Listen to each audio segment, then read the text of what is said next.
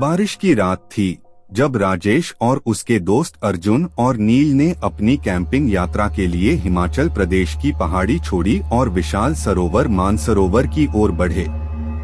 इस यात्रा का मकसद था प्राकृतिक सौंदर्यों का आनंद लेना और एक अनोखे पर्वतीय अवस्था को अनुभव करना। सरोवर के किनारे पहुंचते ही उन्हें एक विशाल बूंदें बरस रही थीं, जिससे वे भीगकर हुए और अपनी छतरों में बैठ गए। बर्फबारी ने सभी चीजों को सफेद सा ढंग में ढाक लिया था। सरोवर की सतह पर छोटे छोटे बर्फ के पिंड बन रहे थे, जिनमें चमकती हुई रात की आकाशगंगा का दृश्य बहुत ही मग्न हो रहा था। रात के होते ही उन्होंने एक बुजुर्ग पंडित से सुना कि इस स्थान पर एक पुरानी कहानी है जो इसे भूतिया बना देती है। सरोवर के निकट के गांव वाले कहते हैं कि रात के समय यहाँ अजीब अजीब आवाजें सुनाई देती हैं और किसी को भूतों की छाया महसूस होती है। राजेश और उसके दोस्तों ने इसे सीरियसली नहीं लिया और हंसते हुए बिस्तर पर लेट गए। लेकिन रात की गहराइयों में एक अजीब सी आवाज ने उन्हें हिला दिया। वे खुद को समझाने के लिए बाहर निकले, लेकिन कुछ नहीं देखा।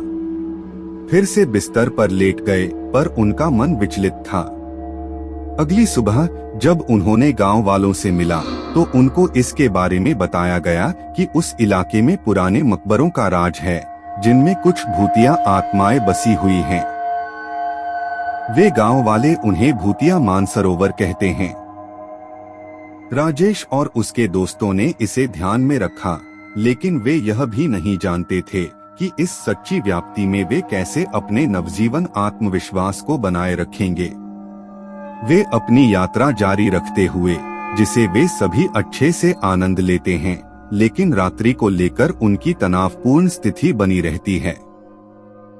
एक रात जब चांदनी की किरणें सरोवर की सतह पर खिली थीं, उन्होंने एक अनोखी रौनक देखी।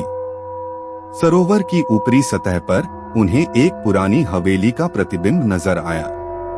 पुरानी हवेली ने एक भूतिया और रहस्यमयी माहौल बना रखा था। वे चाहते थे कि वहां का रहस्य खोलें और समझें कि वहां क्यों कोई भी नहीं जाता।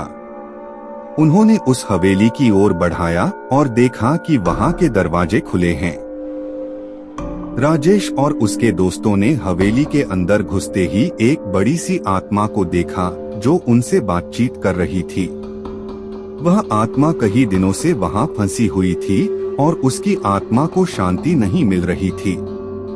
वह कह रही थी कि उसकी मृत्यु के पीछे एक अजीब सी रहस्य है, जिसका हल वह ढूंढ रही है। आत्मा ने राजेश को बताया कि कुछ साल पहले एक युवक यहीं से गुजर रहा था और वह एक खोज में था। उसने सोचा कि वह एक पुराने मंदिर से कुछ राज खोजकर यहाँ लौटेगा, लेकिन वह यहाँ पहुंचकर ऐसी घटनाएं देखी कि उसका मन उसे वहां से बाहर भागने का विचार करने लगा। उसने रात को एक अजीब सी आवाज सुनी और उसकी कुर्सी आत्मतृप्त रूप से हिली। बाद में उसके साथ और भी अजीब घटनाएं होने लगीं, जिसे वह समझ नहीं सकता था। वह अचानक से गायब हो गया और उसकी आत्मा यहाँ तक फंस गई। राजेश ने और उसके दोस्तों ने उस आत्मा की मदद करने का निर्णय किया।